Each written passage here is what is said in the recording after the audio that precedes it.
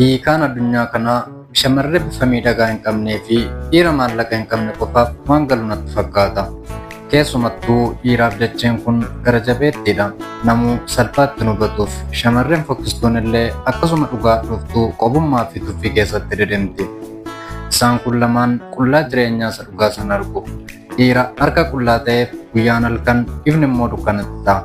Innitu hafuura baafatuu namni akka waan inni du'eetti isa lakkaa. Sababiin isaas addunyaan kun dhiiraaf safartuu gatii kan taasifte waan inni sammuu fi onnee isaa keessaa qabutu hin taane waan inni kiisii isaa keessaa baasu qofa waan ta'eefidha. Gama biraatiin shamarreen uumamni bifa bareedina hin arjoomneefis kitaaba jireenyaa isa fuula jalqabaa irra darbee namni dubbisuu hin barbaanne sana fakkaatti.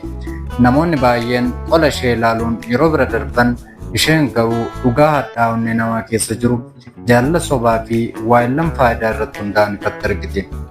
Jireenyi isaaf dirree qophii fi calaqqee utuu hin taane lafa waraana callisaa fi qabsoo walirraa hin cinnedha. Warri kaan addunyaa kan ilaalan daawwitii miidhaginaa fi qabeenyaatii yoo ta'u, isaan garuu daawwitii cabaa dhugaan keessatti mul'atuun addunyaa ilaalu.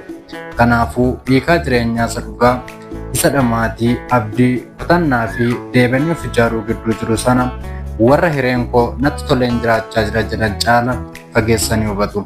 Gabaabumatti dacheen kun warra harkaa qabanii fi bifa qabaniif lafa jireenyaa yoo taatu, warra kana dhabaniif garuu mana barumsaa jireenyaa isa qormaan isaa ulfaataa ta'edha.